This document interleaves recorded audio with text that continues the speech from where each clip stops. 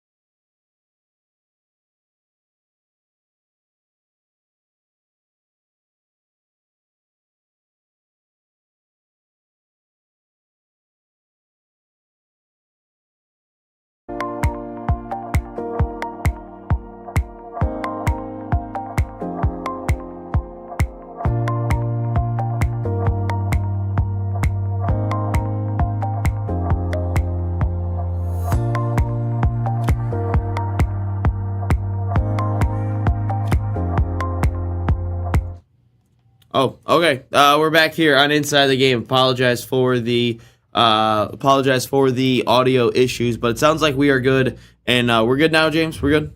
All right, we are good. Gives us the thumbs up. But anyway, let's get a rundown on what we have going on here today. We have the 5 Argentina refs that will be reffing the France game here today. A little bit fishy, a little bit suspicious to me. That'll transition us into the Argentina scandal that's going on currently, and it's a little bit more kind of drawn out now. It's kind of all the blurry stuff is definitely coming into a little bit focus. And then we have, should the U.S. men's national team players really be playing in Europe? I made a video on that yesterday. People were not happy with it. We'll do that one. And then to wrap things out, will the USA soccer frenzy continue? I obviously just love the way that soccer is being reciprocated back from the fans and everything. But hey, when you have a boring ass baseball season going on currently as the only sport, that's going to happen. But James had something that he would like to put up on the show here today. It's called a producer pick. So, James, tell us about what this is and this clip is. Yeah. So, that's a little bit of a producer's pick here. So, we've got Delaware FC was playing Eagle FC last night in USL 2. So, I was producing that match over there, and it was really cool. I really was enjoying it because we saw a pretty sweet triple save here. So, let's go ahead and we'll take a quick gander at this triple save. So this is Eagle FC, and you see one save right there. That's Eagle FC. One save there. 2 really good ones. One save there. Ooh. 3 saves from the Eagle FC right there. Eagle FC ref, or the goalkeeper. Oh, my Lord. Like, can you imagine that? Like, that was just... That's really good. I mean, I love it because, like, don't get me wrong. I've been loving watching the World Cup. And, I'm starting to get into MLS and all that good stuff, too. But, man, these are pre-pro leagues.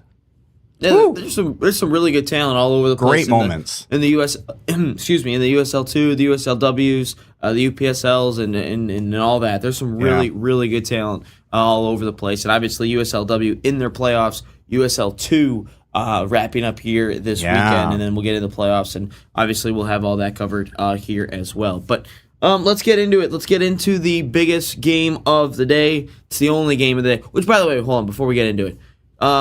If you guys are in the chat again, make sure to hit the like button if you haven't already. Subscribe if you haven't already. Get your thoughts in there. Let me know what you guys did yesterday when there's no soccer going on at all, because there was no soccer games at all yesterday for the first time in, I think, just about a month. And then obviously we're going to have like a 3-day thing going on here, Thursday, Friday, Saturday, and then we have like another day or two break, and then the semifinals. So tell me, what did people do on their off day of watching soccer? Did you go, like myself personally, went outside, went swimming for a while in the pool. That was an absolute blast. But yeah, James, what did you do for your non-soccer day? Well, see, here's the thing. I still had some fun soccer. So that was actually last night that I was producing that match. So I still did get my soccer fix. But other than that, I was just, I was out. I was at home relaxing. I watched a movie, and that was about it. I watched, what was it? Idiocracy. I watched Idiocracy. I decided to rewatch that. That was a fun one to get through. So yeah, that's all I did. I did that, and then I came back here to the studio and got to produce another fun soccer match. All right. Well, again, let me know if you guys did anything fun for your non-soccer day, because honestly, I had no idea what to do with it. Baco in the chat again. Get your thoughts in there if you haven't already. Baco says it's France A versus France C today. You would be right. Morocco doesn't have any Moroccan players outside of a couple. It's usually French, Dutch, Spanish. The goalie is from Canada, so yeah, there's definitely a lot. But I think the biggest storyline, again, this is gonna be a great match. I think both teams are gonna look pretty good against each other. I think they match up pretty well. But we'll get more in depth a little bit into the game after this. But I think the most important thing is, though, the fact that 5 Argentina refs are going to ref this game. And obviously, we know who most likely is going to be the favorite to win it all in the World Cup, and that obviously is France. And afternoon to you, Dave. But that is obviously the one who we all expect to win the World Cup is France. And Argentina, the team that is only beaten France, is the only team to beat in France in the last 2 World Cups, because 2018, obviously France won, and then in 2022, they lost all the way up into the finals. So Argentina is the only team to successfully do that. So obviously, if you are Argentina, what are you going to do? According to all the stuff that happened yesterday, there was so much stuff that happened yesterday. We'll clear things up on some of it after this segment here. But it's a little bit suspicious to me. It's a little bit fishy that none of these refs, whether that's the VAR refs, the fourth officials, the ARs, whatever it is, they're all Argentinian, like against France. Like that's crazy to me. Like I don't know what the exact rule is. I mean, obviously you shouldn't have a referee ref a game that, is from a country that has like a little bit of a, I don't want to say a mutual interest, but definitely have some sort of interest in on the game, whether that's a Brazil game, you have an Argentina ref, and then obviously you have a USA match, and you have a Mexico ref. Like, obviously, that stuff should not happen, and we do have the referee. Oh, Dave, by the way, says, my yesterday was work and burning out my lawnmower. Damn. I didn't cut the grass at all yesterday, so I'm happy about that, but hopefully your lawnmower is all right. Damn, burning out your lawnmower is not the way to go, Dave. But here are the referees here for today. Facundo Teo, or Tello Teo, I think it's Teo. Juan Pablo Bellotti and Gabriel Chad, whatever, for assistant referees. The fourth official, Dario Herrera, and then the VAR ref is Christian Navarro. So, all referee crew for this match is Argentinian. And again, this is just not helping the Argentina football, or Federation, I should say, the Argentina Federation at all in this case. Like, the fact that there's, like, accused of, like, $260 million and, not being reported properly and being accused for all the laundering and whatever it is, this is not helping their case. If I was FIFA and if I was Infantino, I'd be like, okay, guys, let's get to the referee. Let's get rid of the officiating crew for tonight's match. Let's put some different people from some different countries in it, because this just isn't helping their case at all.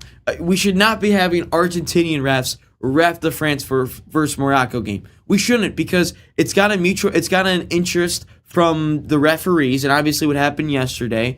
This isn't helping their case at all for this. So what FIFA should do is just tell them no, like let's move the crew. Let's flip flop crews or something, because this isn't helping them. This is not helping them at all. And I really hope, though, maybe FIFA's doing it this way. We talked about it yesterday with the American sports people and how much they love drama, how much they love all the extracurriculars in matches and in games. And, that's not even just the NFL, the NHL, NBA, college sports as well. But they love the drama. So maybe FIFA's thinking to themselves, you know what?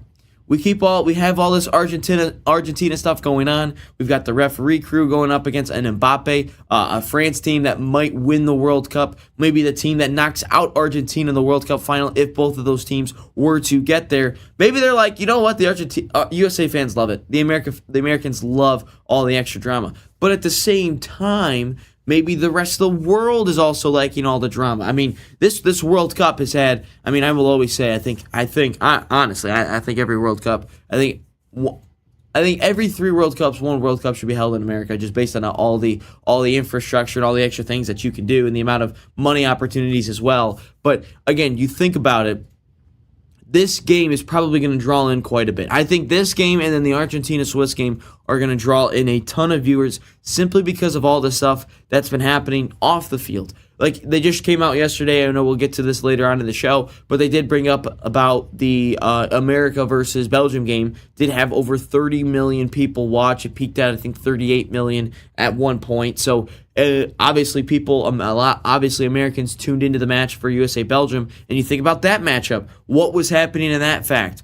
Folarin Balogun, his red card being rescinded. He's able to play. Belgium's upset about it. President Trump was involved. That's what got a lot of people, I'm sure, got probably a little bit of chunk of those 38 million people that tuned in to tune into this one, simply because of the fact that what was going on with Balogun and Trump and the red cards and everything else, what was really going on behind the scenes. Now we go into this France-Morocco matchup, which was already going to be a good matchup to begin with because both of these are top 5 teams or top 10 teams in the world. So people are going to tune in anyway, and I think both teams match up pretty well with each other. So that's already an added bonus. Now you throw into the fact that all these Argentina refs are going to be reffing this France versus Morocco game. Mbappe, Doué, Dembele, how are they going to get managed? How are they going to get treated? How is Morocco going to benefit from this? Is Morocco going to get any favorable treatment? I don't know. We'll have to wait and see. So you have that part of it. And then we have the Argentina-Swiss game that may not have been as good of a game as this one or the England-Norway game or whatever it is. But then you think, well, all the off-the-field stuff going on with Argentina, all the paying off and all the money laundering and all that. So what's going to happen with those matches? So I'm very interested to see what those types of viewership numbers look like based on the American audience and also the world audience. Very curious to see what those all look like, simply because of the extracurriculars, the off the field stuff, the sidebars in these 2 matches. What is it going to be? Because at the same time, if those 2 teams were to meet up in the World Cup final, France, Argentina, France obviously would be already bitter from what happened 4 years ago, but then you think about it, well, they might feel a little bit cheated knowing that who is reffing their quarterfinal matchup, and then maybe who's reffing their semifinal matchup, and maybe even the final. Again, Dave in the chat as well. Again, get your thoughts in there. If you haven't already, hit the like button if you have not already. Would it be out there to have confederation refs? So with Argentina versus Swiss, have Northern American, African, Asia, and ocean refs.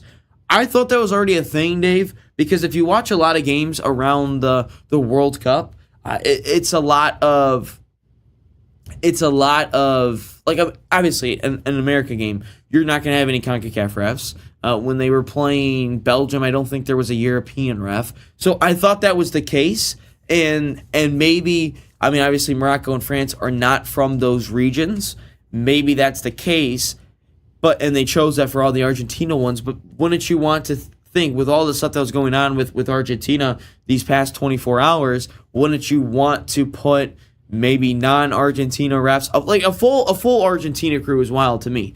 But again, if you had a ref or two that was from Argentina, fine. But a full referee crew from Argentina is crazy to me. I don't think that's right. I'm interested to see what's going to go on in this game. Is the fix going to be on? Are there going to be some questionable VAR calls? Are there going to be some questionable calls that are on throughout the game? Maybe some fouls that shouldn't be fouls are called fouls, and vice versa. So interested to see how this game is officiated, see how both of these teams handle it. Is that going to take teams off of their game? I don't know, but it's going to be an interesting one. It's going to be a great matchup, not only because of the quality of players that are on the field on both sides, but also all the off-the-field stuff and all the sidebars that could be happening, as well all that external noise that is going on with both of these teams, and obviously Argentina, France, all that fun stuff. But we're going to then get into what has kind of come to light, though, a little bit for Argentina coming up next. Do have an article here from, I believe this is Inc.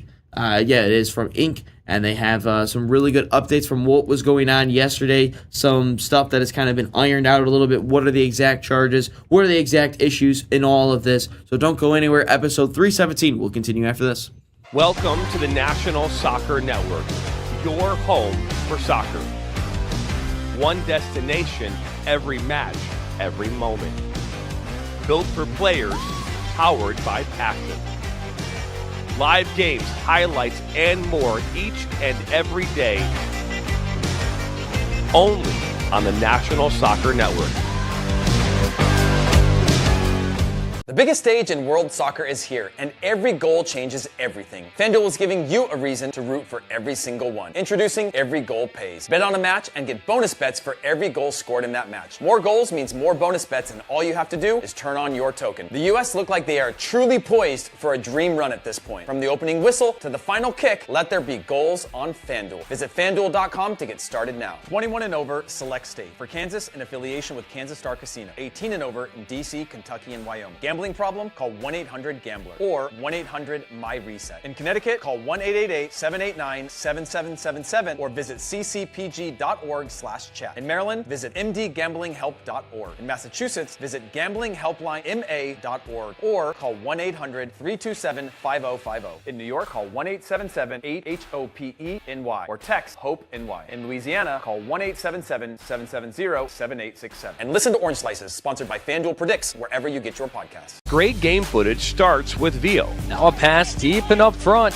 With NSN, we can transfer your Vio footage into a professional broadcast. Elevate your Vio experience today. Call 248-525-2083. Opportunity and a shot and a goal! The National Soccer Network, your home for soccer. All right, welcome back into the St. Patrick's Day episode of Inside the Game, episode 317. My name is Ryan Glinsky, James Schofield, our producer, in the building as well, making sure all of us look good here on screen. All you guys get all the good graphics and all that fun stuff. But no, let's get straight into the Argentina stuff. This is coming from Inc. This is everything that's kind of been ironed out. Yesterday we were doing the show, we really had no idea. I had no idea really what was going on. We were just kind of going on the fly, scrolling through Twitter, scrolling through any news outlets, whatever it was. And then obviously we get into today. Now everything is kind of 24 hours later. Everything is kind of ironed out a little bit. So this comes from Inc. And this says, from their quote, says, federal authorities are investigating the Argentine Football Association for possible fraud and money laundering tied to hundreds of millions of dollars in USA-linked bank transactions. So this is where I think some of the issues kind of come into place. At the center of the inquiry, roughly $300 million in AFA-linked funds that allegedly moved through U.S. banks, a Florida company, and a network of disputed payments. The Florida company is Torprod Enter LLC, formed in August 2021. It served as AFA's international commercial agent. Torprod Enter received close to $300 million between 2022 and the first half of 2024 through accounts at Bank of America, Synovus Bank, JP Morgan, Chase, Citibank, and PNC Bank. The money allegedly came from AFA's international commercial business, sponsorships, friendly matches, and commercial rights. The kind of setup is not automatically improper. Sports federations often use outside agents to collect and manage revenue from overseas. But the contract allegedly said that the Tor Prod Enter would give 30% of AFA's international revenue after taxes, plus 10% commission on logistics expenses, and manage at least $260 million in revenue, while only part of that total could be tied to identified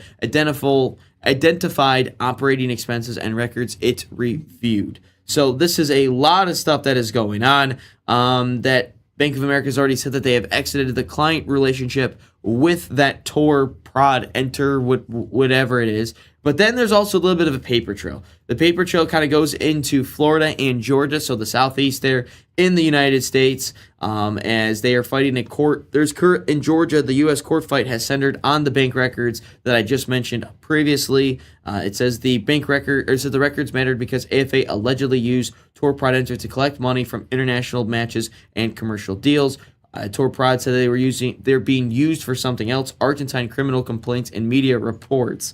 So there's a lot of stuff that is going on currently. There has been some subpoenas of a couple of people, and that is going on. No U.S. charges have been announced. The Justice Department has not publicly confirmed an investigation. FBI declined to comment. Florida footprint, though. The alleged money trail did not just pass through USA banks. It also left a paper trail in Florida. A federal filing in the Georgia case identified Tor Prod Enter's corporate parent, Stufer S.A. Florida property records reviewed by Inc. show that Tor Prod Enter listed addresses and is owned to Rental Tor Enter LLC, a company that has appeared in early Tor Prod Enter filings. Again, there's a lot more that you could get into, but I won't read all of it just to bore you guys. They bought an office condo in March 2022 for $880,000 as one of the several virtual office. That's all in quotations. So there is a lot of stuff that is going on currently still with this Argentina stuff. And obviously the timing could not be any worse for Argentina at all.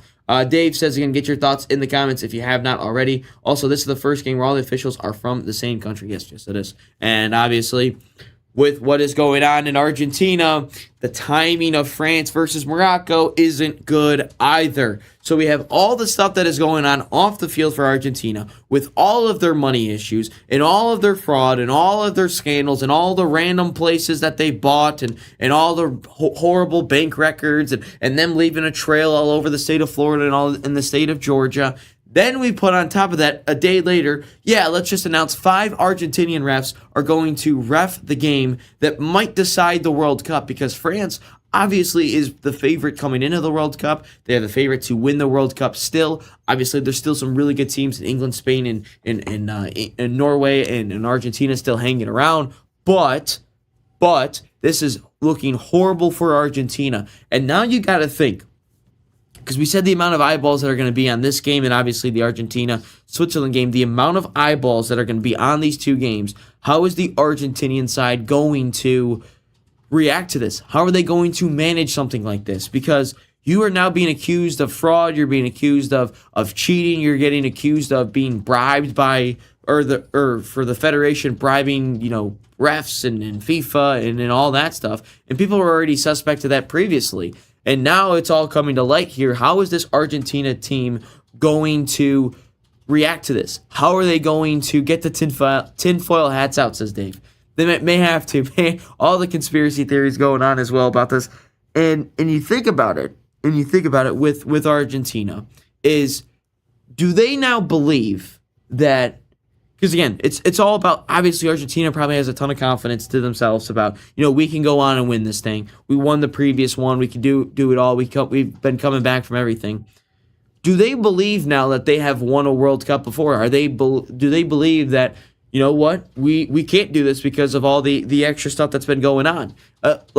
Do they firmly believe that they can go on and win these games? Or is the pressure going to mount and mount and mount on this Argentina team, and they're just going to flame out against Switzerland? Again, they have a pretty favorable matchup, I would say, in Switzerland in the quarterfinals. I think Argentina was going to win anyway. Switzerland hasn't been this, Goliath of a team. They just haven't been. They've struggled to score goals at times this tournament. The only goal spree that they really had was Qatar and Bosnia. But outside of that, they haven't scored a whole ton of goals. So now can Argentina get out there, they'll probably win the game, but then when they get into the semifinals against an England or a Norway, which I don't think Argentina's getting to the finals anyway, I just don't think they're that good.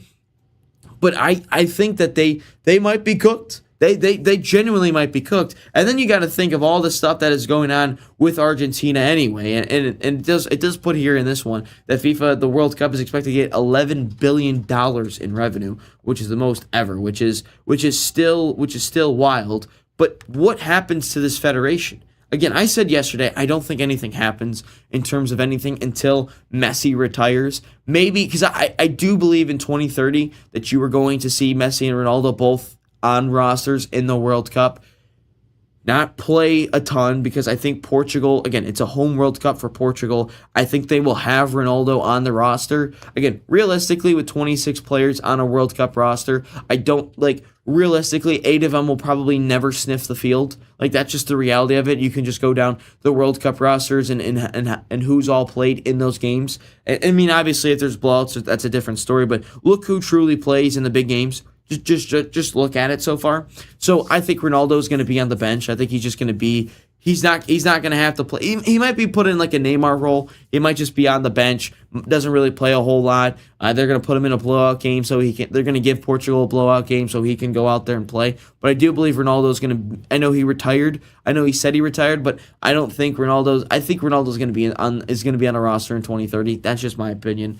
Because I mean, just look at him still. He's still in great shape and all that. Messi on the other side, I think, could also be in the World Cup in 2030 as well. Because again, they're going to be playing matches in Argentina and Uruguay. What's stopping Argentina from just plopping him on the bench? They're going to give Argentina a blowout game at home in the group stage just to see Messi play in a World Cup match at home. Like that's just what I think.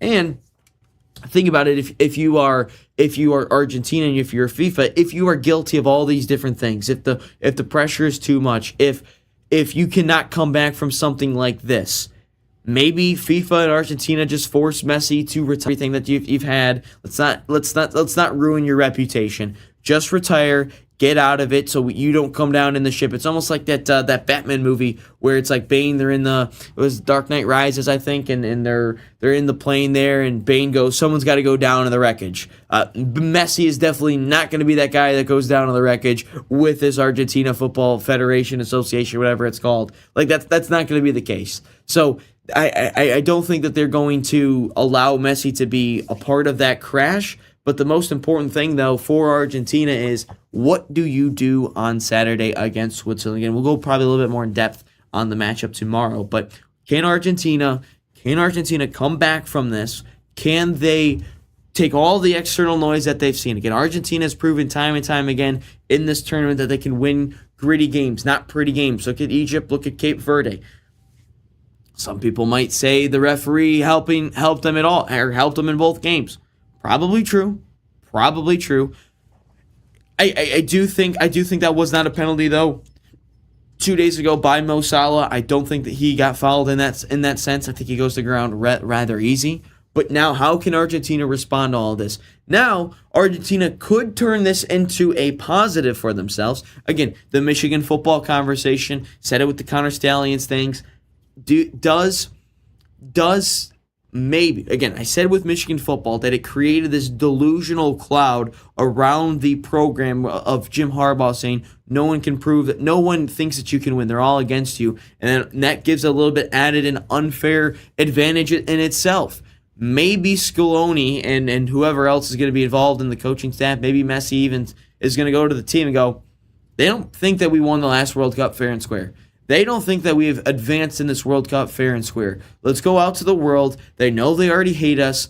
Let's go out and prove them wrong and that we are who we think we are, the best team in the world. That is almost going to create an unfair advantage in itself for Argentina because they're so motivated by all the external noise and everyone hated them. Let's forget all the unfair refereeing decisions, the favorable refereeing decisions for Argentina, them paying off the refs, whatever you want to say, whatever scandal you want to say.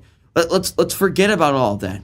This is going to now create this delusional bubble cloud around this Argentina team that they need to go out and prove to the world that they are who they think they are.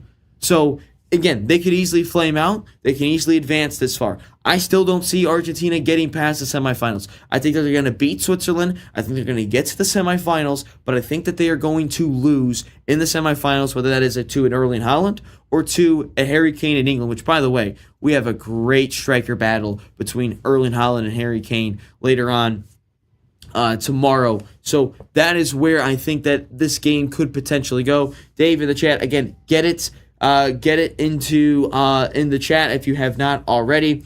Dave is going to put out there, he goes, heard it here first, and Argentina win, then a loss to Norway, then they have a third place win. So Dave is putting his shot out there that they are going to lose in the third place matchup. Again, I don't think that I don't think you're far off, because I don't know if Norway's going to win. I think England is going to win. I think it's going to be a France versus England final. So yeah, that's just exactly where I think it's going to go. I think it's going to be overall. I think it's going to be a France-England final, and then France is going to beat England because obviously England doesn't know how to win stuff. And I mean, look at the Euro finals. England is almost turning into Arsenal at this point. They've lost two World Cup or two Euro finals, heartbreaking fashion. One in PKs. One, I think it was just an extra time, or maybe it was the 90 minutes. Don't recall the exact one. They lost in the semifinals in 2018 of the World Cup to Croatia, and then obviously they lost in the quarterfinals to France in 2022, and Harry Kane blew the penalty over. Backo says, great point. Appreciate it.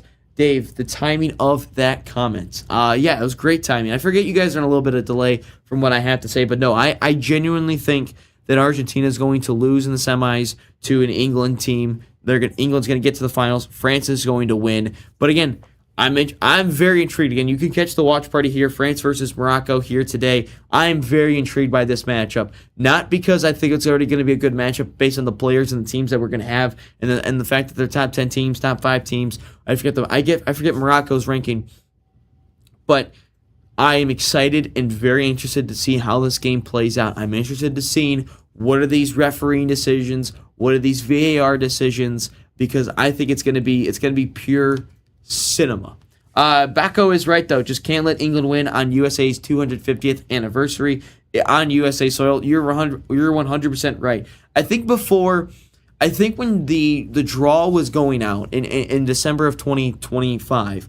That is when that was when the draw was happening, and we didn't have the show yet, or we didn't have the show was in like a little bit of a pause. Like we paused right around Christmas time and shortly after, or a little bit before and shortly after, and we were doing all the USL Academy matchups and all that. No, that was right because we had to do all the USL Academy games. Yeah, that's right. We were doing all the USL Academy finals back in December. So, and those games all took place in the morning that week when the show was supposed to happen. So we didn't do a show that time, and then we ended it, and then like went into Christmas, whatever it was. So we didn't even have a chance to do all the show.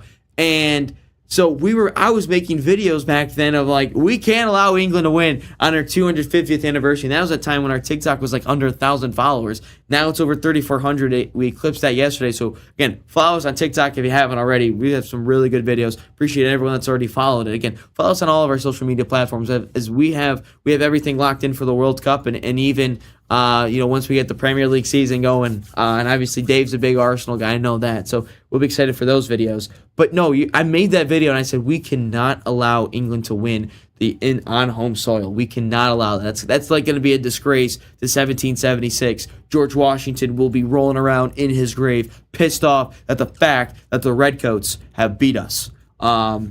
Let's see here. Ronald McPaul says Argentina struggling each round. Switzerland might be too much even. English saying it's coming home, which is annoying. It's always been annoying, Ronald. It's always been annoying about it's coming home. It's coming home. It's always been annoying. When I first heard that song though in like 2013, 2014, I forgot exactly what it was. It's National Soccer Network, by the way. I'm pretty sure. James, isn't it? Is it National Soccer Network or Nat Soccer? I directly copied it from our TikTok page. Okay, all right. Maybe it changed then. I thought it was always National Soccer Network. My apologies. I don't even know the account that I work for.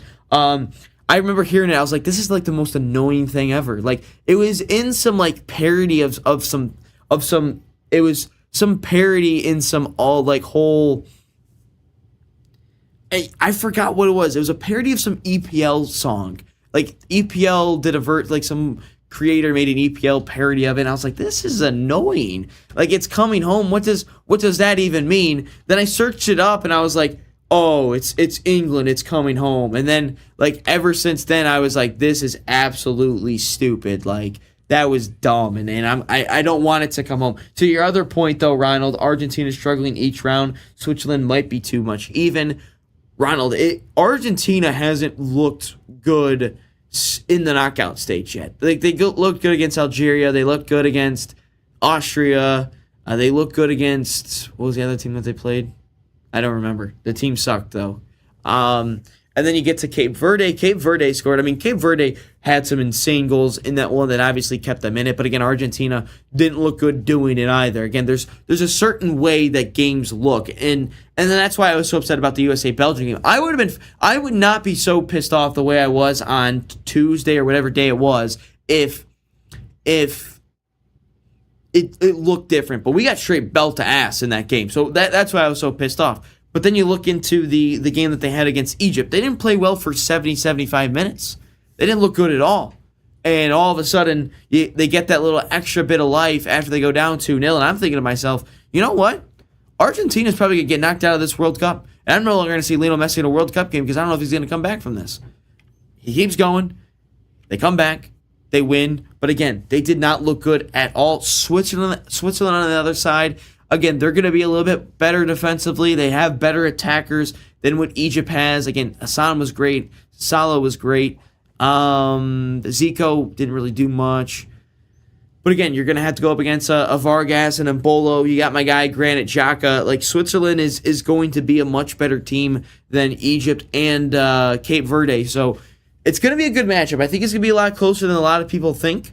But I do expect them to just squeak by. I expect them to get through. But again, also, you got to also think in the first two matchups of the World Cup in 2022, Argentina struggled in those matchups too against an Australia side that they should have killed, but they didn't. And then they were up 2-0 against the Netherlands, and they choked that one and had to win in PKs, and then they beat Croatia 3-0 in the semifinals, and obviously win the World Cup. Again, choked away that game too. Argentina's a weird team a little bit. Like, you think about it, like, they will play very well for an extended period of time where you think to yourself, damn, this team is insane. Like, who is touching this team? And then you think to yourself, then there's like that 10-minute stretch where it's like, dude, this team sucks. Like, they have random 10-minute stretches where it's horrible, where they're bad, where it doesn't look good. And then they have stretches where, like, they're untouchable. Like that's just the reality of this Argentina team. They don't play well for a full 90 minutes. Ronald in the chat, he says, on a positive note I have for us is that USA fans were amazing. We carried the team until we couldn't carry those U.S. men's national team bums anymore. Ronald, we will get into the U.S. men's national team little talk after this. I do want to pose the question: is the USA Soccer Frenzy going to continue here in the United States? Is it going to continue? Obviously, I think it's going to continue throughout the World Cup. I believe that's the case. I just don't know if that'll translate into people watching the club game, which I do have a club. I do want to get into that. I do want to get into that too, why the World Cup has looked so much better than the club game. I do want to get into that too at some point. Maybe we save it for tomorrow. Maybe I touch on it briefly here today.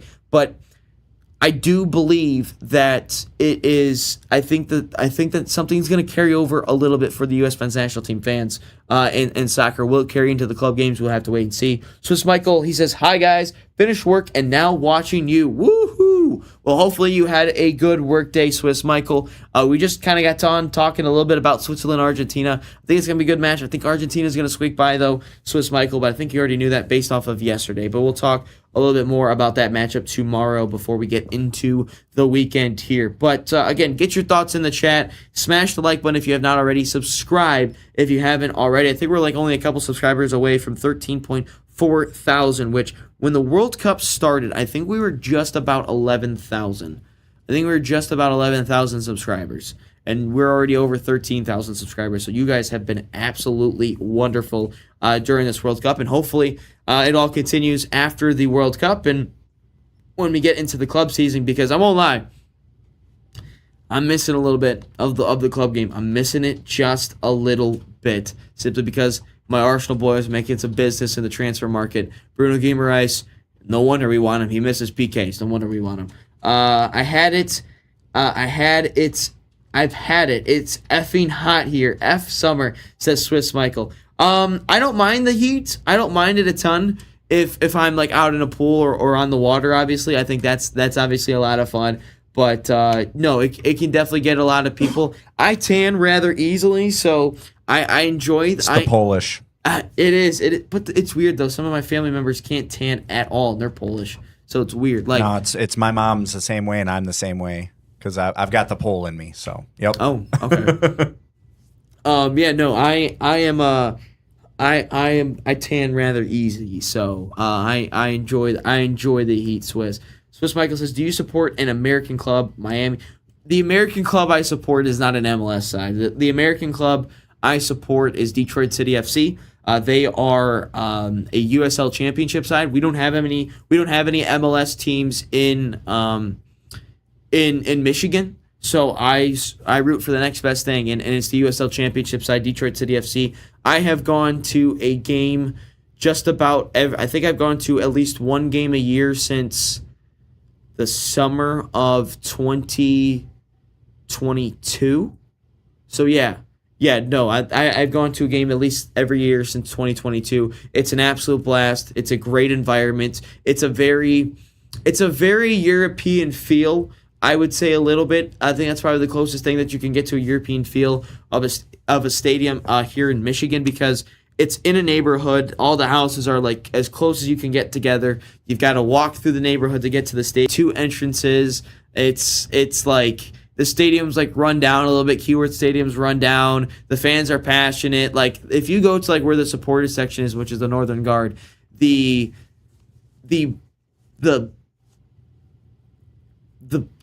cement seats over there, the concrete seats or whatever, are like crumbling. Like I would not be surprised in like this year, like someone like just like falls through it or something. Like it is great though. But yeah, no, I don't support an MLS side. I support a USL Championship side simply because it's close to home. It's about 30 minutes. They're not bad. They're usually pretty good. They've made the playoffs the last couple of years. They've even beat. What really got me into it was watching them beat the Columbus Crew in a U.S. Open Cup match in that spring of 22. I first watched it, I'm like, holy shit, we have a good Detroit team in sports, because at the time the Lions sucked, the Red Wings sucked, the Pistons sucked, and the Tigers all sucked. So like that was the best Detroit sports team we had at that time. So that's exactly what it was. And then obviously they continue, and obviously they're going to build the new stadium. I think it's set. I don't think it's set for next summer though. I think they pushed it back. I don't know exactly, but I'm pretty sure they pushed back their stadium. Can I just say too that DCFC, like even their youth over there is amazing to watch. Yeah, like they were at the state cup, and they actually was at the U16. They ended up winning the state cup over there, and yeah, it was just the fundamentals are just amazing to see. You can definitely tell that they drill them in there. Yeah, that is true. It's a very good environment, very good club feel as well. Yeah, I go to soccer games because of the people there, and less because of soccer. My hometown club is in a league down this summer. Okay, gotcha. You have Eminem, LOL. Yes, we do have Eminem.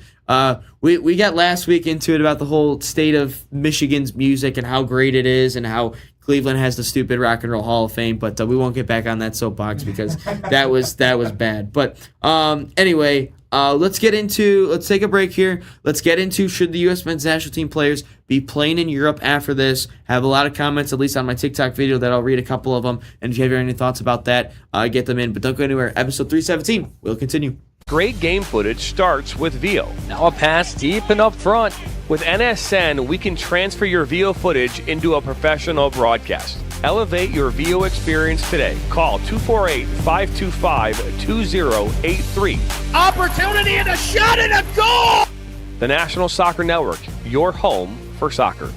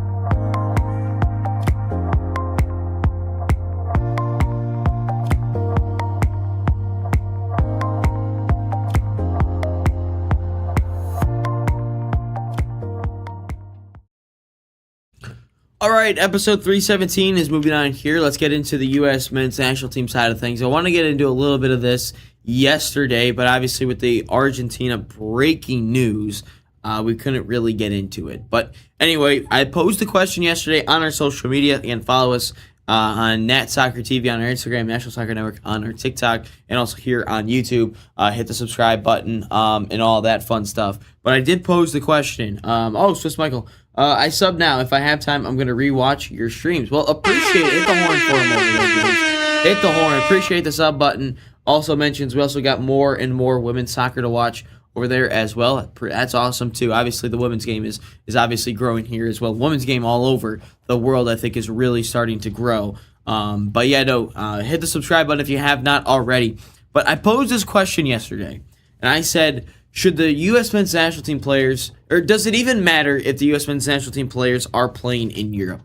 And I posed this question simply because of the fact 2014 we played a much better Belgian side.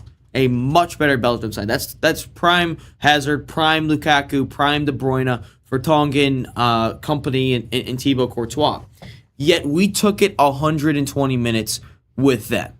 We took it 120 minutes with them. We only lost 2-1. Yes, Tim Howard could save the Titanic that day. I understand that. But that match, if you go back and rewatch it, it looked a lot better than what 2026 looked like. It's 100% night and day difference. So then myself in 2018, when we failed to make the World Cup, and they came out with like all of a sudden everyone started covering all these U.S. men's national team players of being overseas, and I'm sitting to myself and I'm like, Pulisic's playing for Dortmund, big club. Then he would transfer to Chelsea, big club. Not as big as Arsenal. Arsenal's still a bigger club than Chelsea. And then you have McKennie, he's overseas in the Bundesliga. Josh Sargent was over there and whatnot. You have all these players playing overseas. So in 2018, I'm thinking to myself, okay, we've got some players. Like, this is going to be the difference. This is going to be the thing that gets us over the hump of the round of 16. This is what's going to get us over. Then I think to myself, I look at 2026 and I'm like, dude, we just got killed. Like, they were playing a different game than us. And this was not the same Belgium side from 2014 to now. It's different. It's still a good side. It's still a very good side, but it is a little bit I didn't think it was that good I didn't think it was as good as 2014. So we got blown out in 26. We had a better roster on paper based on the amount of players playing in Europe. The Belgium side was weaker, yet it looked a lot worse. It looked like shit. It looked like shit in March against Belgium and Portugal.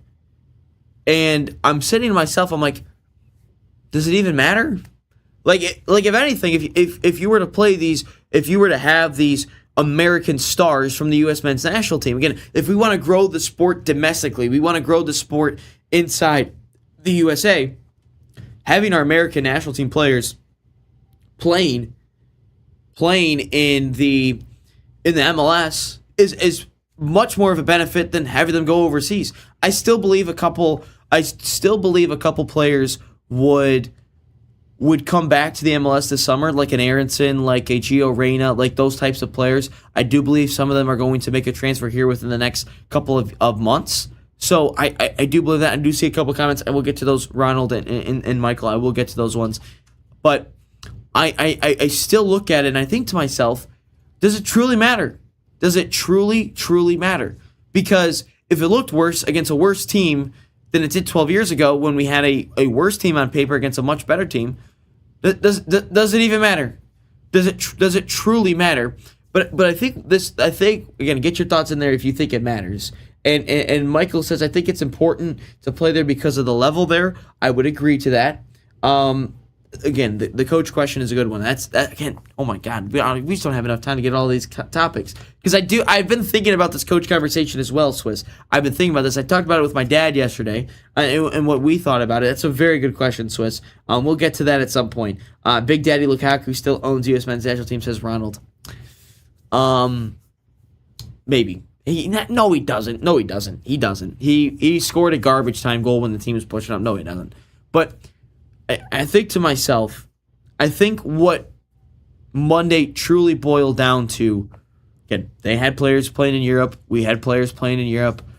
but I think you just have to look at the levels. There's a level and difference. The only player that was true, again, you got to look at their players. Doku, he plays for Man City. Lukaku played in the Premier League's best for a long time. De Bruyne, same thing. Courtois plays at Real Madrid. Like those players, Onana plays for Aston Villa, who just won a European Cup and was competing for the Premier League for a couple months, and then Gabriel did this.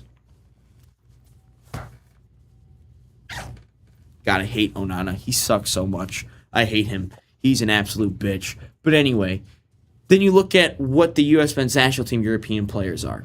Chris Richards, Crystal Palace, bottom half of the Premier League table. Bournemouth, you had Tyler Adams. Again, that's a mid-table side. Christian Pulisic, AC Milan. Again, do we really rate Serie A anymore? Not as much as it used to. And then we think of a Weston McKennie, Juventus, same thing. He was playing in Champions League. He was scoring goals. But then Flo Balogun, Monaco. Do we really rate Ligue 1 compared to the rest? Bayer Leverkusen is where Malik Tillman was playing. So I think again the typos are fine, Michael. I have typos too all the time. I got fat thumbs, but I think to it there is just a different level from those European players and the European players that we have. I think yes, we need players to play in Europe. I think it obviously matters, but I think where the difference was in that match in terms of our European players and their European players is. Their European players are playing in Champions League. They're playing in the top 5 clubs in those countries all the time. Ours are playing in like the mid-table to just below relegation types of teams. Like that's exactly where our European players are compared to them. It's a big difference. There's levels to this. I think it obviously matters. I think we need to have our U.S. men's national team players playing in Europe. A lot of people thought that I was against it. I wasn't against it. I just posed the question simply because of the way it looked. James, you got something? Oh no, he just hit. No, I'm fiddling. Oh, gotcha. Okay, gotcha. You had your hand up, so I'm thinking he wanted to say something. But no, I guess that's not the case. But again, I look at it and I find it interesting, and I think it's a good question to have. But I do believe you need to have your players playing over in Europe. I think that makes us better. I think that makes our nation better. I think that makes our player pool better, because the more we can get those players playing in those tough environments. And that was another thing I'm thinking to myself. I'm like, it's not a tough environment we played in. We played in a home game in a World Cup. If anything, it was a benefit to us. But it was just a different game that those guys were playing yesterday or on Monday, whatever day it was. But this poses a very good question. So I do want to get to this question, but I do want to get to this comment before I get to your comment, because this is the same thing. Where is it at? Because this comment came in literally this morning, and I thought it was hilarious.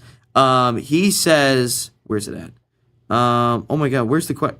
Okay, this comes from the Bruno Strange. This is a comment on the YouTube short. He says, "Who hired this clown?" Referring to me. "Every take he makes is idiotic. Of course you want your best players playing in the best leagues. You want MLS players, ?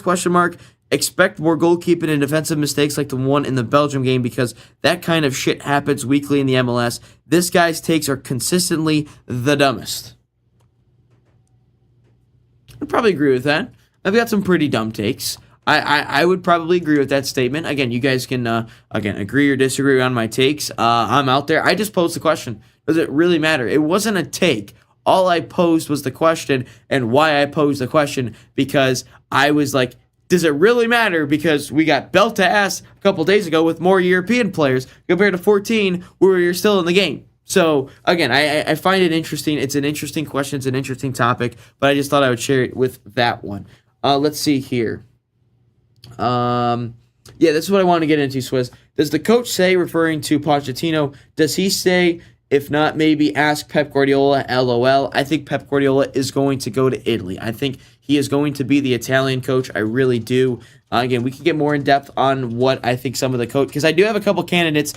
I do have a couple candidates in mind for the next U.S. men's national team coach, and ultimately, what does Pochettino end up doing? He says maybe Pep is ready to coach national team, but you have to be fast. I think Brazil maybe has the same idea. I think it goes to Italy. I really do. From here, it looks like the MLS gets stronger every year, so they can play. They can also play there. I think the MLS is getting better. I think if you were to, again, I watched the MLS periodically. Again, I gravitate a little bit more to the European game because I like the players better. I like the style over there.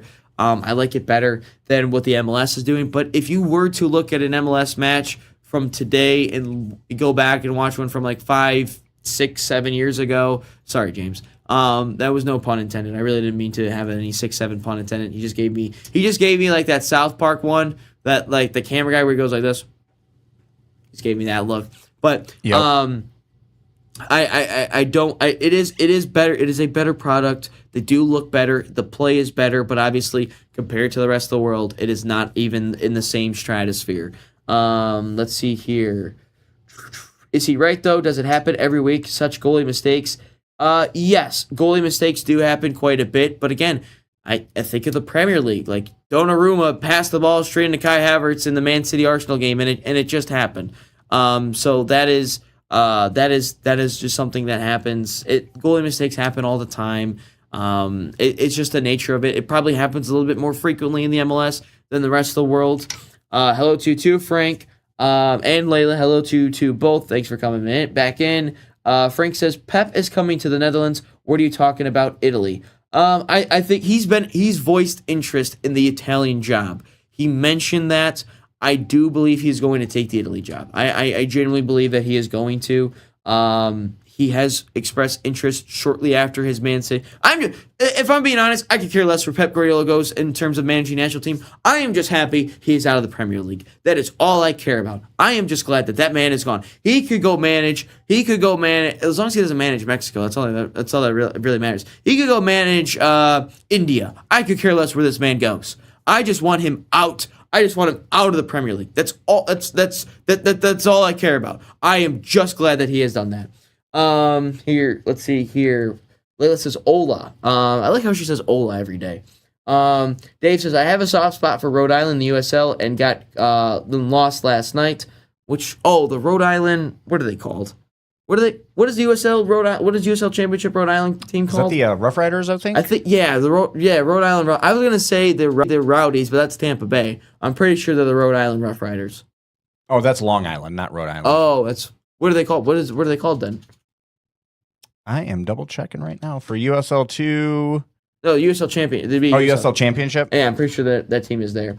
Frank says Pep said he would love to coach the Dutch national team. He was under Johan Cruyff and stated, I quote, "You, if the Netherlands need me, I will be there." It was right after Italy did. He was right after he announced his retirement, or he was leaving the team, and it was right after Italy didn't make it. He just said he would be interested in the job, not where he explicitly said, "Yeah, I would love to take the Italian job." He just said he would be interested in taking the job. He didn't come out and say, "I would love to have the job." He just said he would be interested in taking the Italian job. And that's where I thought he was going to go. Obviously, Ronald Koeman, obviously, is the Netherlands guy. Do you fire Koeman? Probably. They lost in the round of 32. But again, you also got to think, though, they lost to a very good Moroccan side. So maybe you take that a little bit of a grain of salt for the fact that we lost because you lost to a very good team. So, I mean, they're in the quarterfinals. They're probably going to take France the distance here today, and they ultimately could win. So, again, do you fire Ronald Koeman based on him losing the match? I don't know, because you played a very good game. It was maybe where you'd be upset about it if you're the Netherlands fan, and I said this after they lost, the day after that they lost, is they didn't take it really to Morocco. Morocco kind of was the team that was a little bit more aggressive. Again, it looked a little bit, the Netherlands kind of looked like an Arsenal game, not going to lie, against a Man City, like the Netherlands was more of Arsenal, kind of sitting back a little bit more, maybe not going as aggressive, maybe not as forward. Man City was more like Morocco. But again, I don't really go too much into that because that's just the game plan. That is just the game plan on all of this. That is just Arsenal's game plan all the time against Man City. Rough Riders, that's hip hop. What is the Rhode Island team? Yeah, so Rhode Island is just Rhode Island FC, so I looked that up. But yeah, so to the point of the Rough Riders, yes, that is hip hop. We do like our Rough Riders, but it's actually because it's Long Island, and the Rough Riders were Teddy Roosevelt's cavalry that he founded. Gotcha. Okay. Dave, USA needs to get rid of pay-to-play with the youngsters that flooded the national pool with players. That's a very, very hot topic, Dave. That is a very sensitive topic. Right now, I don't want to say sensitive because I'm not like butthurt by it or anything, but that is a very hot topic in the States right now in terms of soccer. I would love to get into the pay-to-play discussion, probably tomorrow, though, because obviously the Argentina thing threw a complete wrench into how I wanted to do these shows the next couple of days. But, I mean, obviously we had to talk about it, and we did. But I would love to get into the play-to-play thing. Here's how I think it's going to happen. Getting rid of the pay-to-play, you can't. We're too far down the line. And if I look at sports like basketball, I look at sports like football, baseball, hockey, clearly that hasn't hurt them at all. It clearly hasn't. Basketball might be the only one where it's hurt them, but it's not in the way that you would think it is. Basketball pay-to-play has hurt basketball in the States because of the way it is played, the style in which basketball is being played. It's more one-on-one. It's no longer team-oriented in which it is, where you look at the European basketball player, it's what the American basketball player used to look like 10, 15 years ago, more like 15 years ago. But it hasn't hurt them in terms of the amount of people playing. It hasn't hurt them in the type of player that has been playing. What has hurt basketball in the States is the style in which it is played. And the pay-to-play is what has hurt the style because it's more one-on-one. It's more of just getting about games instead of practicing and getting those reps in. That's where that is hurt. The pay-to-play, though, hockey hasn't hurt them. Baseball hasn't hurt them. Football hasn't hurt them. What you need to do, again, I will go much more in depth. There's a video I wanted to make last night, but I didn't get around to it because of swimming. That's exactly what stopped me from doing it. To stop the pay-to-play, in terms of the United States, there's a couple things that need to happen. One, you've got to regionalize these clubs a lot better. You can't just have, you've got to go Michigan, Ohio, Illinois, Indiana, Minnesota, Wisconsin, Pennsylvania, whatever it is. Not even Pennsylvania. You've got to, not even Minnesota, not even Wisconsin. It's just got to stay with the Midwest. You've got to regionalize it. Midwest, Texas could probably be its own thing. California could be its own thing. NorCal, SoCal, Southeast, and in the Northeast. It's like Michigan is the size of England, guys. Like that is the size of it. So that's where they're travel and hotels and fast food and restaurants and gas. That is a big chunk of the pay-to-play thing. The fees, I don't think, within the club are a drastic difference. The biggest thing is the travel. You've got to regionalize it. The gas alone. Yeah, you've got to regionalize it, and then you've also got to do one thing. There's one big thing that no one has really talked about, and there will be a video on this earlier. I will get to the comments here in a second. I see you guys. Is you have, again, because there's certain clubs around the world that are sponsored or kind of funded by billion dollar industries. Look at Spain. I forget the exact brewing company that it is that funds it. And if you look here in Detroit, Little Caesars funds hockey in Michigan. Little Caesars, the pizza place, the big ass pizza corporation, the Global Pizza Corporation funds hockey. What needs to happen in this whole pay-to-play thing that is going to hurt it is there needs to be an Apple, an Amazon, a Google, whatever it is, the biggest brewing companies in the United States, those billion-dollar industries, they need to fund a big club. They need to fund a youth club that you can have state-of-the-art facilities. You can have limited costs. Again, they're probably going to have to pay a little bit because, you're not going to get everything for free. You're going to have to pay a little bit. Maybe you turn it into a soccer school where they play, and just that's all they do. Kind of what France did with Thierry Henry and all those guys, where it's like a school, quote unquote. You train every day for 5 days, play maybe some games on the weekend, whatever it is. They need to do something like that. However, the biggest issue with all of that is those billion-dollar CEOs do not care about soccer. They don't. They do not care about the sport of soccer. They would much rather invest in an NFL team or a basketball team, whatever it is. But that is something that needs to happen. Hopefully this World Cup in the States may have persuaded them, maybe have gotten them, inspired them to maybe do something with soccer. I don't know, but that's the biggest thing that they need to do. Let's see here. No, Swiss, that does happen all the time. I mean, look at Balogun, look at Tillman, look at the history of the U.S. men's national team. There are players like that. Mickey Clark says FIFA and its corrupt officials will make happen what they want. We all know FIFA's favorite, and they can do no wrong, and their favorite in their favor. Yeah, no, I'm very intrigued by these next couple of matchups, especially the one here today, simply because the Argentina refs on Mbappe.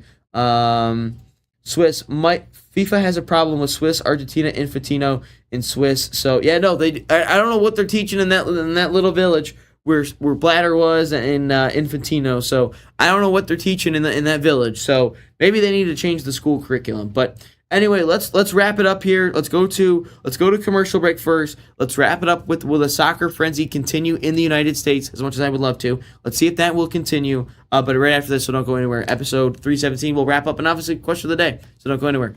Great game footage starts with VIO. Now a pass deep and up front. With NSN, we can transfer your VIO footage into a professional broadcast. Elevate your VIO experience today. Call 248-525-2083. Opportunity and a shot and a goal! The National Soccer Network, your home for soccer.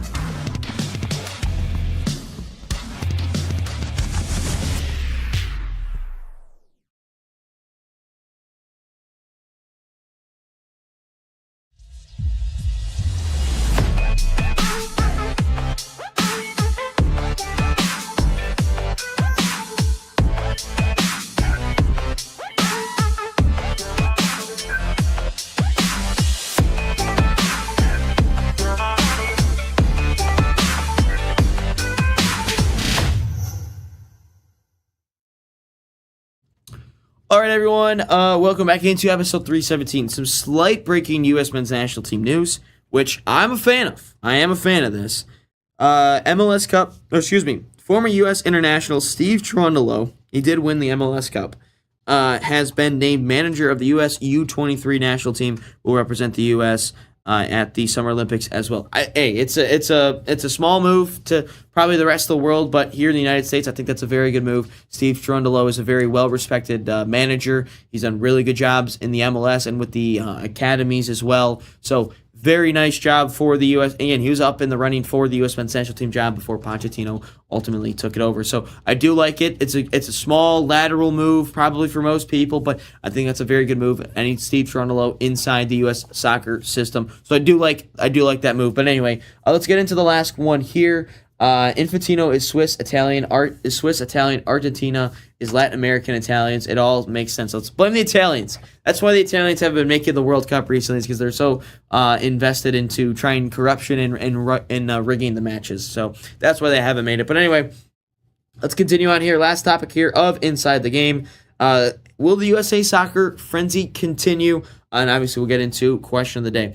Will the USA Soccer frenzy continue? And I asked this question because scrolling through Twitter, a lot of people have been asking for, what club should they support? Obviously, we posed this on Question of the Day yesterday. I always reply with everyone, join the EPL champions, Arsenal. You want to be part of winning. You want to be part of the winning culture, be a part of the EPL champions, Arsenal. That's what I always tell them. So I like the fact that people are interested in the club game, and I do have a take on it as well. I think the World Cup, what everyone's been upset about in the club game is it's so strategic, it's so robot-like, has gone away in the World Cup, and that's rightfully so, and I absolutely love it. A little bit more on that tomorrow, and a little bit more in a video I'll probably make as well. But will the soccer frenzy continue? I think it will. I think it'll continue a little bit. I don't believe that because there's 38 million people. What does frenzy mean? It means will the trend, will the soccer trend continue in the United States? Will people still be invested in it. Like our It's people- like a wild, like, fan craziness, like just a bunch of things, like really fast kind of frenzy, like, woo, this is so great. You know, like, Swiss, I'm so excited. Will Americans still care about soccer post World Cup? We'll rephrase it like that. And again, don't have to be sorry about asking that question. Obviously, we can clear it up for you if you need it. But it is Yeah, it's hype. Yeah. It could be another word for hype. Yeah, it's another word for hype. Yeah, exactly.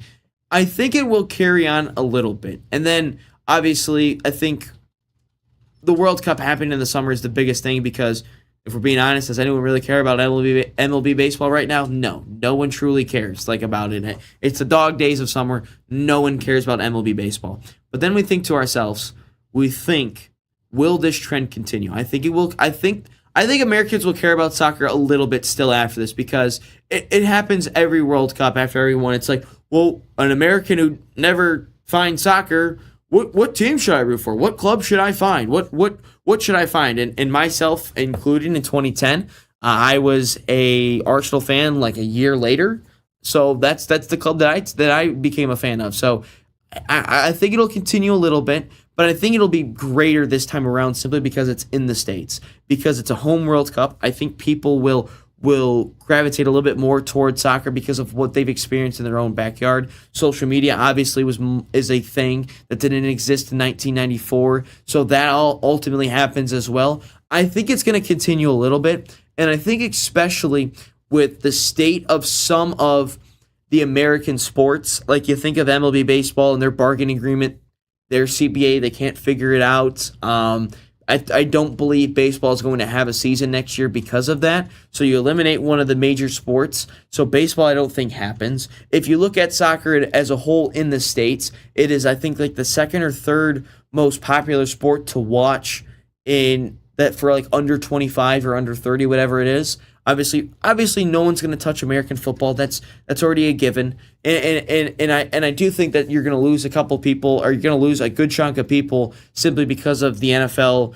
You know, like once this World Cup ends, NFL training camp. What's the news? What's going on in NFL training camp? What are people talking about? What does my team look like? That's what it's going to look like. And once this World Cup ends, so people will ultimately go back to that. And then you also got to think though. The USA just got belt to ass. They got belt to ass against Belgium. Maybe if they were to beat Belgium, I think all of a sudden everyone's going to start kind of piling in. And then what would happen in the Spain game wouldn't really matter. But they got belt to ass. It looked the same way. So maybe that turns a lot of people off. I don't know. But I think it's going to continue a little bit. I think it's going to carry over just a little bit simply because of the fact that this sport has been so much fun to watch this summer, not only from the neutral side of things, but you just look about the people that have been traveling the country, looking about the people that have been tuning into the sport, the amount of people that have loved the new cultures that have been coming around here. Social media has kind of brought that into a full circle here for the American fans. I do believe it is going to continue just a little bit. I think it will. And I don't want people like upset about that whole thing. Like, it's soccer, it's stupid, it's a dumb sport. Look, you are not going to see a group of people, or there will be a group of people that will never want to watch soccer, and that's fine. But if people gave the sport a shot this summer and they're like, man, it's just not for me, that's fine. But give it a shot. I think it's exactly what Americans have done. I think it's going to continue slightly into the fall because of obviously people are going to want to watch these guys play for their clubs. Like you think about a Haaland, you think about an Mbappe, and the funny thing is like people are like, oh my God, this World Cup format is so cool.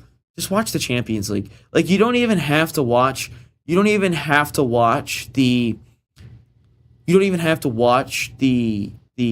what's the word I'm looking for? Sorry, I'm stumped here, guys. Like you don't even have to be a fan of the team. That's what I'm looking for. You don't have to be a fan of a team that over in Europe, but just watch the Champions League. Like the craziness that happens in leg 2 of a lot of these Champions League ties are crazy. So I would just say just watch the Champions League. Like those are great matchups all over the place too. Like that's the best part. So I would say just tune in the Champions League even if you don't have a team. But I will always say if you want a team to root for, just root for the EPL champions. Just root for Arsenal. That's all you got to do. Let's see here. Michael says it needs a strong team, and as long as you don't play Europeans, you can win. LOL. yeah, like this World Cup, they didn't overperform, they didn't underperform, they did exactly what a lot of people thought. It was simply the fact that they beat the teams that they were supposed to beat, and they lost the teams that they weren't supposed to beat. It's as simple as that.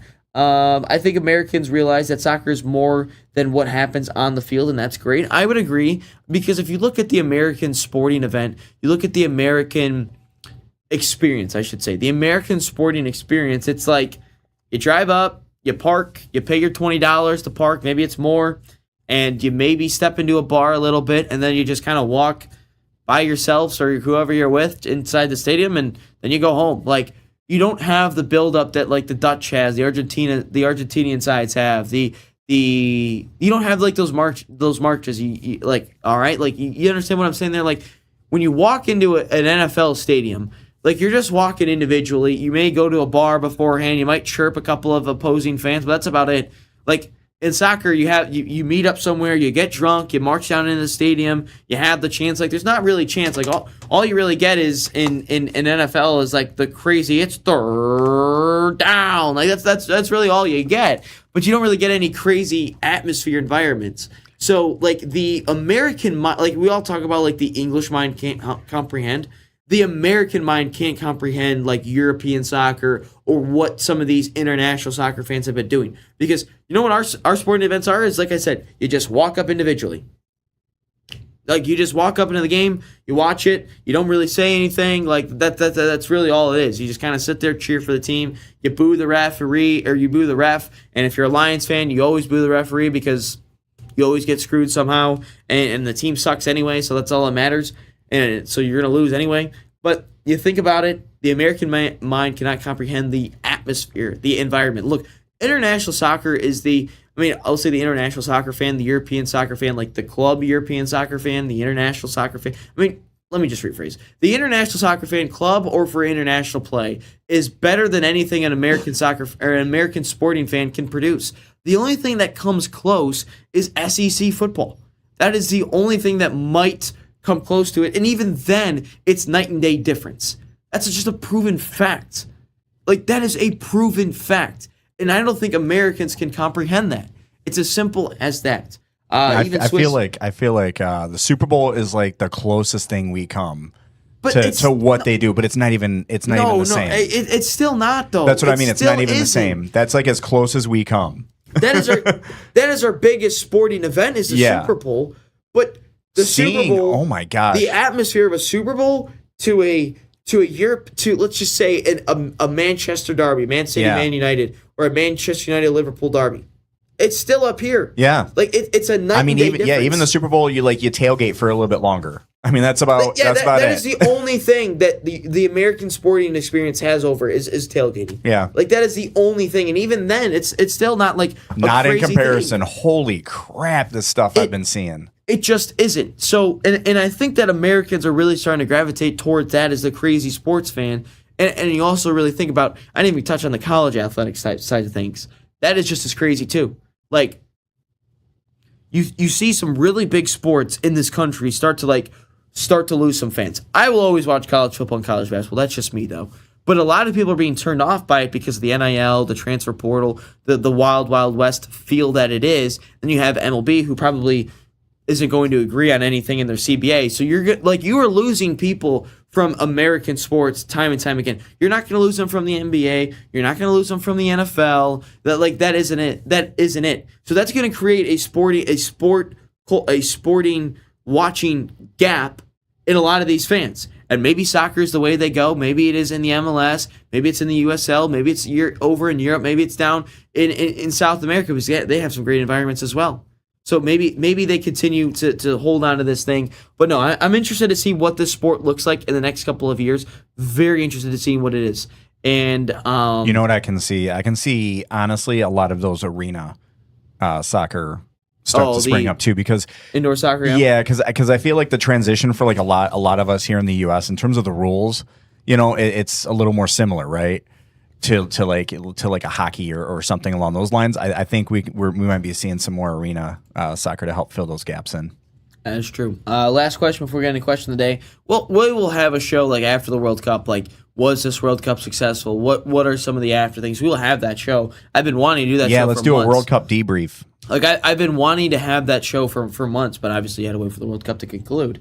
USA knows how to entertain. It's weird. It won't work with soccer. Damn, it needed that win versus Belgium. But Trump destroyed that. Again, Balogun playing or not would not have mattered. I don't think it really would have mattered. But anyway, let's get into question of the day before we wrap up episode 317. All right, so we have our question of the day here. I'm getting a little personal today with you, Ryan. And I'm curious, and I want to know this. Passion for the pitch. What moment did you know you had a passion for soccer? And I do want to know, obviously, what everybody watching thinks as well. So if you maybe can share in the chat what your passion for soccer, what that moment was, and Ryan, tell me.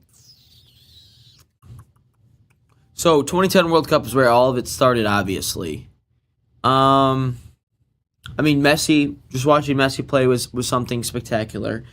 I think what got my attention was probably Landon Donovan's goal against Algeria to send us into the knockouts. I talked about it.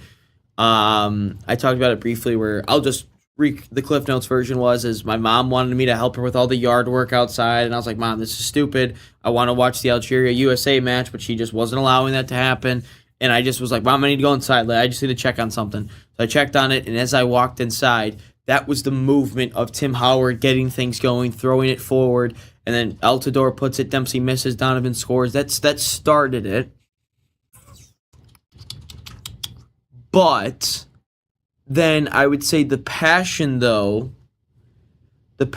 it probably started. I want to say the passion, though, probably started with the FA Cup. The Arsenal beating Hull City in the FA Cup in 13 or 14? Whatever it was, I think that was the passion where it all started. Because at that time, Arsenal didn't win a trophy for like 7-8 years. They were their trophy drought, and then obviously being down 2-0 inside 10 minutes was not the best of start. And I was actually playing a soccer game myself, and one of my friend's brothers was on the bench with us. He was just kind of hanging out with us, just shooting the shit. And I was probably like 11 at the time, and I was like, yo, I need you to update, because I was playing, and I was like, I need you to update me on the score, because as warm-ups were going on, they're losing 2-0, and everyone's making fun of me. I'm like, what the hell? Like, we're supposed to beat Hull City. We're supposed to win a trophy. And then I was like, I would get subbed off, and I was like, dude, you need to, like, update me. Like, I would purposely I'd position myself closer to our touchline just so he could, give me an update, and he would just go like this or this, and I'm like, and then we won. I come home. We obviously win the FA Cup, and Aaron Ramsey's goal, spectacular. We win it 3-2. And that was probably I would say Landon Donovan got me opened up to the idea of soccer and watching it, but then the FA Cup, I think, really just took my passion. Swiss Michael says, for me, it was USA 94. Swiss first time there after 28 years, and I remember the final when Baggio missed and Brazil won. Yeah, I've seen that PK. That's a horrible way to lose, but yeah, no. Again, if you have any thoughts on what got you passionate for soccer, again, put that in the chat. James, do you have a passion moment yet, or are you just kind of just touching the surface? No, first of all, the World Cup, I've been going nuts, but for me, it was actually pretty recent. Because obviously, I've been working, producing games and such for a little bit here. I am muted. There we go. Now I'm not muted. It was picking me up on you, but not me.